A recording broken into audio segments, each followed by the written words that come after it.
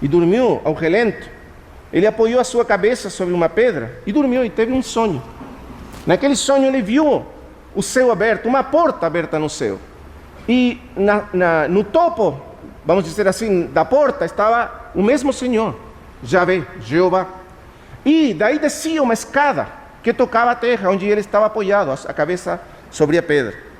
E os anjos de Deus subiam e desciam por essa escada.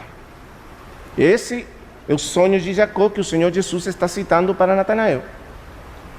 Mas o que é interessante é o seguinte: quando Jacó acordou desse sonho, ele disse assim: quão terrível é este lugar. Por quê? Você lembra? Porque Deus está aqui e eu não sabia. Esse é o grande problema de toda a humanidade. Deus está aqui, mas nós não sabemos. Por isso, arrependei-vos. Arrependei-vos. Mudai a vossa maneira de pensar. O nosso pensamento é a prisão da nossa mente por causa do pecado, o que impede que nós possamos ver a presença manifesta, direita de Deus nas nossas vidas. Mas sem a presença de Deus, nós não podemos desenvolver uma vida segundo o propósito e a vontade de Deus. Nós precisamos aprender, então, a viver na presença direita, imediata, atuante do nosso Deus. Esse é o primeiro ponto. O segundo, acho que o irmão Romeu falou um pouquinho disso ontem à noite, é a questão do conhecimento de Deus. Quão pouco nós conhecemos de Deus. Quando nós falamos ou dizemos que a presença de Deus está aqui, quando o Senhor Jesus Cristo disse, Deus está aqui, a presença de Deus está aqui, Deus mesmo está aqui, chegou, o reino de Deus está aqui, muitos de nós quase permanecemos indiferentes. E que diferença faz isso? Por que é tão importante dizer que a presença de Deus está aqui, que Deus mesmo está aqui? Que diferença faz isso? Sabe por que pensamos assim?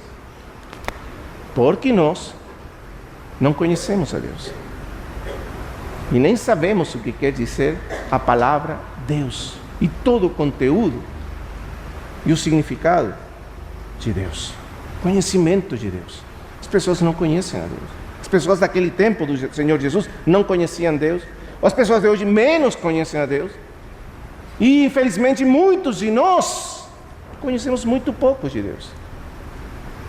Ou temos algumas ideias, alguns conceitos de Deus que são muito infantis, conceitos de crianças. É por isso que nós não podemos desenvolver uma vida madura. Por quê? Porque as nossas ideias de Deus são infantis. A nossa maneira de pensar sobre Deus. Então o Senhor está dizendo, arrependei-vos também da vossa maneira de pensar acerca de Deus.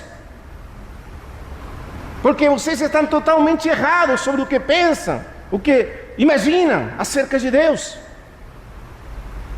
Vocês não conhecem a Deus. Você se lembra que os fariseus eram os mestres daquele tempo? Os escribas dos fariseus eram os mestres autorizados da religião, do conhecimento de Deus. Mas o Senhor diz, eles na verdade, não sabem nada sobre Deus. Então, o segundo ponto é que nós precisamos conhecer Deus da maneira como Ele é. E eu trouxe aqui um escrito de um irmão do passado, gostaria de ler, porque eu acho que esse escrito mostra duas coisas. Primeiro, quão grande é o nosso Deus, o Deus que está aqui, o Deus que se faz presente pelo Evangelho no Senhor Jesus Cristo, através do Senhor Jesus Cristo, e também quão pouco nós conhecemos desse Deus. Você vai ver até que a linguagem que usa esse irmão, que é um irmão do tempo dos puritanos, na Inglaterra, que até a linguagem que usa ele é difícil de entender, mas é por quê? Porque nós não temos a nossa mente habituada a pensar em Deus. Quando pensamos em Deus, temos ideias muito simples. Quando pensamos em Deus, temos ideias muito básicas. Então, quase tudo o que nós pensamos tem a ver com o que Deus pode fazer para mim, o que Deus pode fazer em mim, o que Deus pode me dar, o que Deus pode... Tudo é nós, o centro, e Deus para nós. Mas poucas vezes pensamos nele, por ele mesmo. E isso faz com que a nossa visão de Deus seja tão pequena, tão estreita. Então veja o que diz esse irmão. Vamos ler. Eu vou traduzir do espanhol, então você tem um pouco de paciência comigo, porque algumas palavras são difíceis. Diz assim: Deus é o ser eterno. Deus é o ser eterno, independente e autoexistente. Todas palavras difíceis, precisamos meditar nelas. Deus é o ser eterno, sem princípio, sem final. Sempre existiu, eterno. Ele é independente de tudo. Ele não depende de nada, apenas dele mesmo. Ele não precisa de nada, ele é independente de tudo. É totalmente autossuficiente, autoexistente. Aliás, ele é o ser cujos propósitos e ações surgem apenas dele mesmo. O que quer dizer isso? Que tudo que Deus faz, o faz a partir dele mesmo, e ninguém pode influir nele para fazer nada. Ninguém pode causar nada, nem ninguém pode causar que ele faça algo. Tudo que ele faz, o faz a partir dele mesmo e mais nada. Deus, vamos dizer assim, pode mover todas as coisas, mas nada pode mover a Deus. Veja o Deus do qual estamos falando. Depois disso, então, ele é o ser cujos propósitos e ações surgem dele mesmo, sem motivo ou influência exterior. Nada de fora de Deus pode influir em Deus. Nada, absolutamente nada. Ele é a mais pura, a mais simples, a mais espiritual de todas as essências. É o ser mais puro, é o ser mais simples, o ser mais espiritual de todos. Tudo isso é muito profundo e precisamos meditar, ainda que hoje não temos tempo. Infinitamente perfeito. Deus não é apenas perfeito, ele é infinitamente perfeito. A perfeição de Deus não conhece limites. A perfeição de Deus é insondável. A perfeição de Deus é inescrutável para a mente humana. Nunca poderemos entender quão perfeito é o nosso Deus. É por isso que quando a visão de Deus, lá em Isaías capítulo 6, quando o Senhor, a glória de Deus aparece para Isaías, os querubins cantam, os serafins cantam assim: Santo, Santo, Santo. Sabe o que quer dizer isso? No hebraico não existiam os superlativos, nem os hiperlativos, não existia. Então, quando nós queremos dizer que uma coisa é santa, dizemos santo. Se queremos dizer que é muito santo, dizemos santíssimo. Mas se queremos dizer que é mais do que santíssimo, não temos uma palavra. Verdade? Isso é um hiperlativo. No hebraico, quando você quer dizer que uma coisa é santa, você apenas usa a palavra santo.